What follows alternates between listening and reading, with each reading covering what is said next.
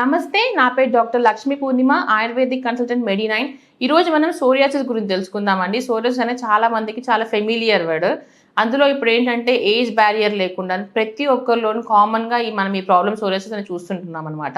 అసలు సోరియాసిస్ ఎందుకు వస్తుంది అంటే మన బాడీ సెల్సే మనకి ఆపోజిట్గా వర్క్ చేసినప్పుడు, అంటే ఇది ఒక ఆటో ఇమ్యూన్ డిజార్డర్ అండి.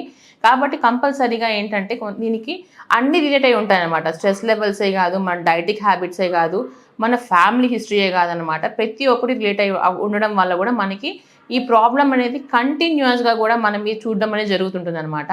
అసలు సోరియాసిస్లో మనకు ఉండే లక్షణాలు ఏంటి అని తీసుకున్నట్లయితే కామన్గా కూడా ఎవరికైతే ఆ స్కిన్ డ్రై అయిపోవడం ఒకటి, మళ్ళీ ప్లేక్స్ లాగా మారడం ఒకటి, ఏంటంటే మీకు స్కేలీ ఫిష్ అంటే చేప పొలుసుల్లాగా మనకి ఆ డ్రై స్కిన్ అనేదాన్ని మొత్తం కూడా మీకు షెడ్ అవ్వడం అనేది జరుగుతుంటుంది. ఇది పర్సన్ టు పర్సన్ అనేది వేరియేషన్ అయితే కంపల్సరీగా ఉంటుందండి. కొంతమందికి ఏంటంటే ఎలివేట్ అయిపోయి ఉంటుంది, రెడ్డిష్ ప్యాచెస్ లాగా వచ్చి స్కిన్ అనేది షెడ్ అవ్వడం అని జరుగుతుంటుంది. మళ్ళీ కలర్ వేరియేషన్ కూడా కొంతమందిలో పింకిష్ కలర్లో ఉంటుంది, కొంతమందిలో అంటే పర్పుల్ కలర్ బార్డర్స్ ఉంటుంది, ఇంకొంతమంది చూసినట్లయితే బ్లాక్ స్కిన్ అనేది కూడా ఉంటుందన్నమాట.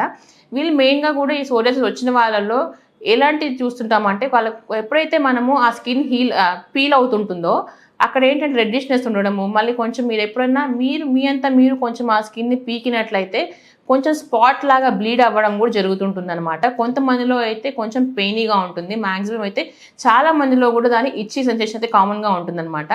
అదేంటంటే స్ప్రెడ్డింగ్ నేచర్ ఉంటుంది కాబట్టి మొత్తం బాడీ కూడా మొత్తం వచ్చేటట్టు కూడా ఉంటుందన్నమాట. ఈ సోరియాసిస్లో కూడా మనకి చాలా రకాలు ఉంటుందండి.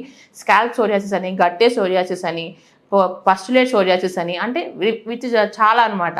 అంటే నెయిల్కి కూడా మన నెయిల్ బయటకు కూడా సోరియాసిస్ వస్తుంటుంది అనమాట. కాబట్టి పర్టిక్యులర్ పార్ట్లో వచ్చే సోరియాసిస్కి దాని తగ్గ నేమ్ అనేది మనం ఇస్తుంటాము. కామన్గా కూడా ఏంటంటే సోరియాసిస్ ఎక్కడికి వస్తుంది అంటే మనకి డిపెండబుల్ జాయింట్స్లో అనమాట. అంటే మోచేతుల్లో కానీ మోకాళ్ళల్లో కానీ ప్రెషరైజ్ పార్ట్స్లో ఎక్కడెక్కడైతే ఉంటుందో అక్కడ మనకి సోరియాసిస్ అనేది చూస్తుంటాం అనమాట.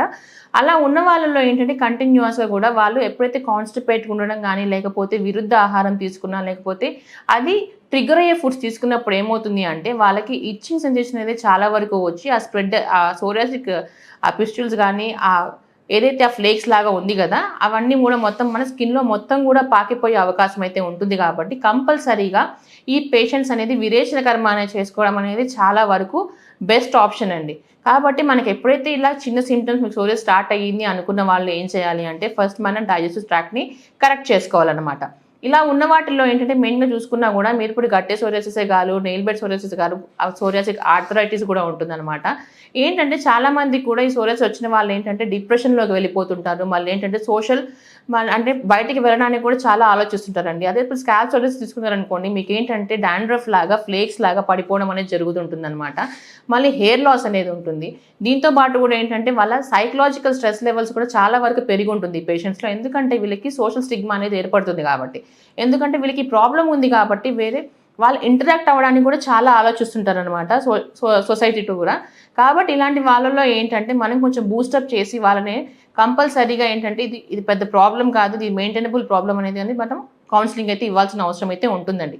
కాబట్టి ఏంటంటే పర్టికులర్గా ఈ సోరియాసిస్ పేషెంట్స్లో అసలు మన ట్రీట్మెంట్ ఏ రకంగా ఇస్తాం ఆయుర్వేదంలో అని చూసుకున్నట్లయితే మనం ఏంటంటే విరేచన కర్మ ఇస్తామండి. విరేచన కర్మ వల్ల ఏంటంటే మీ గట్ హెల్త్ అనేది హెల్తీగా ఉండడమే కాకుండా మనం ఏదైతే మెడికేషన్స్ ఆయుర్వేదంలో ఇస్తుంటామో ఆ అబ్జర్ప్షన్ కెపాసిటీ కూడా పెంచుతుంది. కాబట్టి ఇలా సోరియాసిస్ ఉన్న వాళ్ళలో కంపల్సరీగా మీరు కాన్స్టిపేట్ కాకుండా మళ్ళీ ఇది ట్రిగ్గర్ అయ్యే ఫుడ్స్ తీసుకోవడం అండి. ట్రిగ్గర్ అయ్యే ఫుడ్స్ అంటే ఏంటంటే మీరు ఏదైతే ఎక్కువగా నాన్ వెజ్ తినే వాళ్ళు ఉంటే నాన్ వెజ్ని కంపల్సరీగా అవాయిడ్ చేయాలి. ఫర్ ఎగ్జాంపుల్ ఫిష్ అనేది మెయిన్ అండి. సోరియాసిస్లో అయితే ఫిష్ కానీ మీరు తిన్నట్లయితే మీకు ఆ స్ప్రెడ్డింగ్ నేచర్ అనేది చాలా వరకు పెరిగిపోతుంది, మళ్ళీ ఇంకా కూడా అక్యుములేట్ అయిపోతుంది అనమాట. క్రానిక్ స్టేజ్లోకి మారుతుంది సోరియాసిస్ కూడా. కాబట్టి మన డైటే మనకి మెయిన్ ఇంపార్టెన్స్గా కూడా మనం చూసుకోవాల్సిన అవసరం అయితే ఉంటుంది.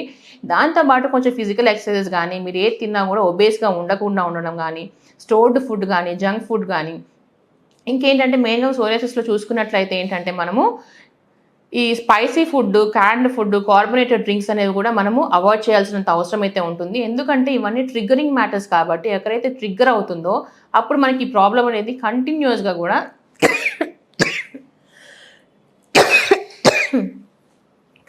ఉంటుంది. కాబట్టి దీన్ని మనం కొంచెం వరకు చూసుకున్నట్లయితే మాత్రం ఈ ప్రాబ్లమ్ని మనము మెయింటైన్ చేసుకోవచ్చండి. కాబట్టి ఇటువంటి చిన్నది మీరు చూసుకున్నట్లయితే మనం ఈ సోరియాసిస్ కూడా మనం తగ్గించుకోవచ్చు.